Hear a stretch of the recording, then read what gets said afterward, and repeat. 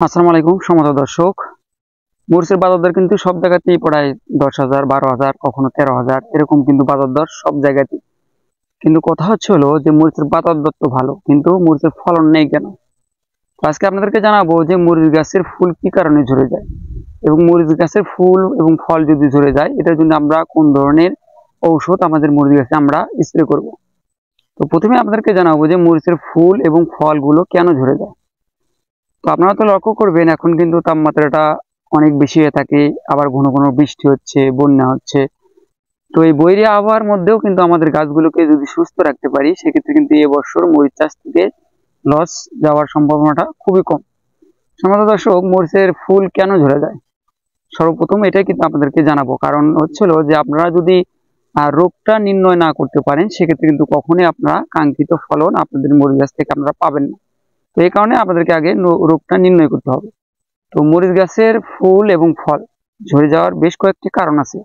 তার মধ্যে হচ্ছিল প্রধান কারণটা হচ্ছিল যে মরিচ গাছে যদি আপনারা লক্ষ্য করেন যে পাতা ঝরা বা ডাল পচা, তো এই দুইটা রোগ যদি আপনাদের মরিচ গাছে লেগে থাকে সেক্ষেত্রে কিন্তু মরিচের ফুল এবং ফলগুলো ঝরে যায়।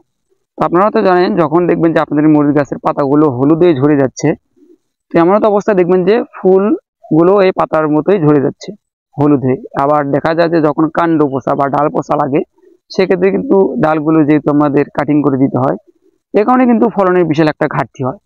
তো যদি আপনার মরিচ গাছে পাতা ঝরা এবং ডাল পচা থাকে সেটা কিন্তু আগে প্রথমে কন্ট্রোল করতে হবে।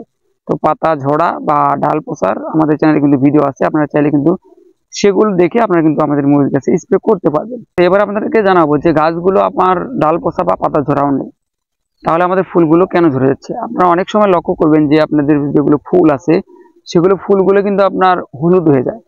তো হলুদ হয়ে যায় এটাও কিন্তু এক ধরনের ছত্রাকের কারণে এই ফুলগুলো ঝরে যায়। তো এটার জন্য কিন্তু আমাদেরকে ছত্রাকনাশক গুলো স্প্রে করতে হবে, কিন্তু কোন ধরনের ছত্রাকনাশক স্প্রে করতে হবে অবশ্যই কিন্তু একটু পরে আপনারা জানতে পারবেন। তো এরপরে আসি হরমোনের ঘাটতি। তো হরমোনের ঘাটতির কারণে কিন্তু আপনাদের এই মরিচ গাছের ফুল এবং ফলগুলো ঝরে যায়।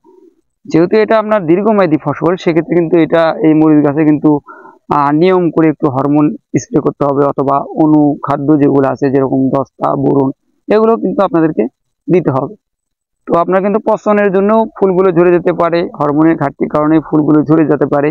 তো এটার জন্য আমাদের করণীয় কি, বা এটার জন্য আমরা কোন ধরনের ওষুধ আমাদের মরিচ গাছে আজকে আমরা স্প্রে করব। সম্মানিত দর্শক, প্রথমে জানিয়ে রাখি যদি আপনাদের গাছে পচন লেগে থাকে সেক্ষেত্রে কিন্তু আপনারা কিন্তু এই কাণ্ড পচা বা পাতা ঝরে গুলো আগে কন্ট্রোল করবেন, বা এটার জন্য আগে স্প্রে করবেন। আগে বলেছি যে আমাদের চ্যানেলে ভিডিও আছে এই বিষয়ে, তো আপনারা কিন্তু সেই ভিডিও গুলো দেখে আপনারা কিন্তু আমাদের মরিচ গাছে স্প্রে করবেন। এবার আসি যে আপনাদের মরিচ গাছে যদি আপনার ফুলগুলো, অর্থাৎ ফুলগুলো যেগুলো বের হয় সেগুলো কিন্তু অনেক সময় দেখা যায় যে হলুদ ভাব হয়ে ঝরে যায়।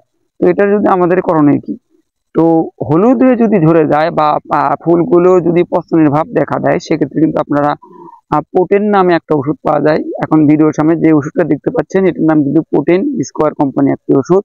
এই পোটেনটা কিন্তু আমরা আমাদের মরিচ গাছে 16 লিটার পানিতে 8 মিলি হারে আমরা কিন্তু স্প্রে করলে মরিচের যে ফুলগুলো হলুদ হয়ে ঝরে যায় সেটা কিন্তু আমরা অতি সহজে দমন করতে পারবো।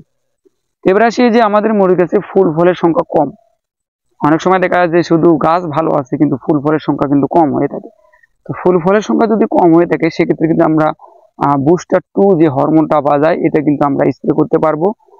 অথবা আমরা কিন্তু ক্রোসকেয়ার নামে একটা হরমোন পাওয়া যায়, এটা কিন্তু আমরা চাইলে এই মরিচ গাছে আমরা স্প্রে করতে পারবো। বুস্টার 2 আমরা যে নেমে আমাদের মরিচ গাছে স্প্রে করবো, বুস্টার 2 হচ্ছে আপনার 16 লিটার পানিতে 8 থেকে 10 ফোঁটা আমরা স্প্রে করব। আর যদি বুস্টার 2 আমরা না পেয়ে থাকি সেক্ষেত্রে কিন্তু ক্রোসকেয়ার যে হরমোনটা আছে এই ক্রোসকেয়ার হরমোন প্রতি লিটার পানিতে 1 ফোঁটা হারেও কিন্তু আমাদের মরিচ গাছে আমরা স্প্রে করতে পারবো। এখন অনেকেই প্রশ্ন করে যে সাইফুল ভাই, আমরা তো এই হরমোন গুলো আমাদের হাতের নাগালে পাচ্ছি না, সেক্ষেত্রে আমরা কোন ধরনের হরমোন ব্যবহার করব। তো আমরা যেগুলো হরমোন ব্যবহার করে ভালো একটা রেজাল্ট পাই সেগুলো কিন্তু আমাদেরকে বলার চেষ্টা করি। তো এই হরমোনগুলো যদি আপনাদের ওখানে না পেয়ে দেখেন অবশ্যই কিন্তু আমাদের সাথে যোগাযোগ করবে, আমরা কিন্তু কুরিয়ার সার্ভিসের মাধ্যমে আপনাদের জায়গায় আমরা কিন্তু পৌঁছে দিতে পারবো। তো সম্মানিত দর্শক, অনেক সময় দেখা যায় যে ফুলগুলো আপনার পর্যাপ্ত পরিমাণে আসতেছে কিন্তু ফুলগুলো সেটিং হচ্ছে না। অনেক সময় দেখা যায় যে গাছে যে আপনার আগে বলেছি যে গাছ যেহেতু এটা দীর্ঘমেয়াদী একটা গাছ, আমরা কিন্তু এই গাছটা আমরা যদি ভালো থাকে সেক্ষেত্রে কিন্তু 6 থেকে 7 মাস পর্যন্ত ফলন দেয়। এই কারণে কিন্তু আমাদের মরিচের জমিতে দস্তা, বোরন, সালফার এই ধরনের অনুখাদ্যগুলো কিন্তু সঠিক নিয়মে আপনাদের মরিচ গাছে প্রয়োগ করতে হবে। তো অনেক সময় দেখা যায় যে ফুল ফলগুলো আপনার অধিক হারে আসতেছে, কিন্তু আপনার ফুল ফলগুলো ঝরে যাচ্ছে পোকার কারণে। তো পোকার জন্য আমরা কোন ধরনের ওষুধ আমাদের মরিচ গাছে স্প্রে করব? তো পোকার জন্য আমরা কিন্তু রিপকটটা স্প্রে করতে পারি। রিপকটটা সাইফারমেথ্রিন গ্রুপের একটি ওষুধ। রিপকটটা কিন্তু খুবই ভালো একটা ওষুধ। আমরা যদি ক্রপ কেয়ার হরমোন এবং রিপকট এই দুটো ওষুধ যদি আমরা একসাথে আমাদের এই মরিচ গাছে স্প্রে করে থাকি, সেক্ষেত্রে কিন্তু তো পোকার কারণে যদি ফুলগুলো ঝরে যায় রিপকট দিয়ে কিন্তু ঠিক হবে। আবার যদি হরমোনের কারণে ফুলগুলো ঝরে যায়, সেক্ষেত্রে কিন্তু ক্রপ কেয়ার হরমোন বা বুস্টার 2 জোড়াগুলো আমরা অতি সহজেই দমন করতে পারবো। এছাড়া কিন্তু বাজারে অনেক ধরনের ভিটামিন পাওয়া যায়। আমরা কিন্তু ম্যাগনল স্প্রে করতে পারি আমাদের মরিচ গাছে। ম্যাগনলটাও স্প্রে করলে কিন্তু আমাদের এই মরিচের ফুল ফল বেশি আসবে এবং ফুল ঝরাগুলো বন্ধ হবে, অথবা ফুলেরাও স্প্রে করতে পারি। এই ধরনের ভিটামিন এবং অনুখাদ্য বা হরমোন যদি আমাদের মরিচ গাছে আমরা নিয়ম করে স্প্রে করে থাকি, তাহলে কিন্তু ফলন কিন্তু আমাদের মতোই আপনারা পাবেন। তো আমাদের গাছে দেখেন কি পরিমাণে ফলন আসতেছে, একটা ফুলও কিন্তু আমাদের মরিচ গাছে ঝরে যায় না। দেখেন কত পরিমাণে ফলন আসতেছে, যে কয়টা ফুল সেই কয়টা কিন্তু আমাদের মরিচ গাছে ফল হয়েছে। তো আমরা কিন্তু এই টেকনিকেই কিন্তু আমাদের মরিচ গাছে আমরা এই ভিটামিন, অনুখাদ্য এবং হরমোন গুলো স্প্রে করে থাকি। তো আপনারা যদি নিয়ম করে স্প্রে করে থাকেন, সেক্ষেত্রে কিন্তু ফলন আমাদের মরিচ গাছে যেরকম আসতেছে, ইনশাল্লাহ আশা করা যায় আপনাদের মরিচ গাছেও এরকমই ফলন আসবে। তবে আপনাদেরকে কিন্তু অবশ্যই কিছু নিয়ম কানুন মানতে হবে, যেরকম ধরেন হরমোনের ক্ষেত্রে। হরমোনটা যদি আমরা প্রতিনিয়তই ব্যবহার করে থাকি, সেক্ষেত্রে কিন্তু এই মরিচ গাছে কিন্তু সমস্যা দেখা দিতে পারে। এই কারণে আমরা হরমোনটা আজকে ধরুন ব্যবহার করলাম, 7 দিন পরে পুনরায় আবার একটা ডোজ স্প্রে করব। স্প্রে করে কিন্তু একেবারে অফ রাখবো। আবার 15 দিন অন্তর অন্তর কিন্তু এই হরমোনটা আমরা যদি নিয়ম করে স্প্রে খেতে থাকি, আমরা মরিচ গাছ কিন্তু একেবারে ফুল ফলে ভরে যাবে।